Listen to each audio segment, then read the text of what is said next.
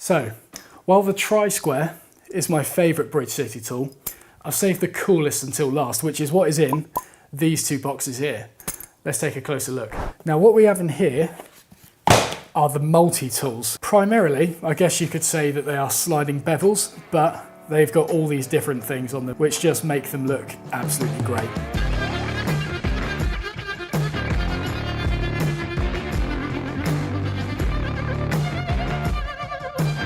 So as I said, these tools, I guess primarily they are sliding bevels. We've got two sizes here. We've got a small one that would be great to fit in your pocket and a large one here for most of your workshop use. Has exactly the same cam lock as we saw on the adjustable square that I showed you first. And of course the tension on this cam lock is adjustable by changing the tightness of the screw on the back here, which just requires a simple Allen key.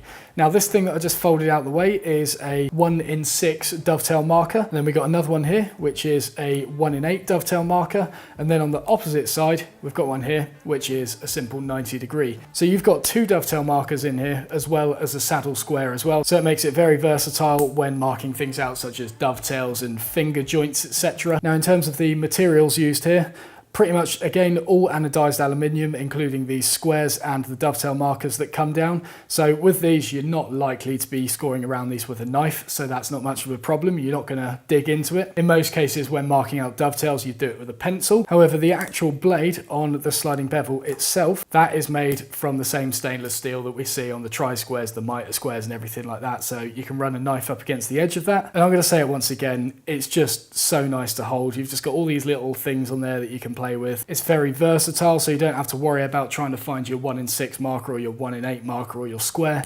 It's all built into this. And also another little function on both the small pocket one and the larger one I have here is that at the end of the blade there's a tiny little notch on there, which you could use if you wanted to do parallel lines, for example. You can lock that at any angle you want, pop your pen into the little notch in the back, and you'll be able to draw a parallel line. And aside from the two dovetail markers that you've got on one end of the stock, you also have another one that is built into the blade itself on the larger multi-tool. You don't have this on the smaller pocket-sized one. And now you might look at this at first glance and think, what's the point in that? This comes into its own when you're marking dovetails on the edges of angled timber such as this, because all you got to do is match the sliding bevel to the angle of the timber, lock it down nice and securely, and then when you're marking them out, it means that the ratios here are still accurate in reference to the straight edges here. Whereas if you're trying to mark out a standard 1-in-8 ratio on a normal sliding bevel, such as this one, you see that despite locking a 1-in-8 ratio on there, if you put it on the timber, it's way too steep in some cases, and in other cases, look, you see it's just completely off. Yes, you're marking out dovetails correct in relation to this edge here, but you've got all the short grain going on here and you lose all the structural integrity of the dovetail. Being able to do it with something like this means that the dovetails are always in line with the grain like that. Very, very useful part of this tool, because you can't achieve dovetails like that with standard dovetail markers or a sliding bevel, as I've just demonstrated. You need to have some sort of contraption like this, or have two settings on a sliding bevel. So you have one that is angled to match one of the ratios, and then you need a second one to match the other ratio like that, and then you've got to alternate between them to get the correct ratios. It just makes it a little bit more fiddly.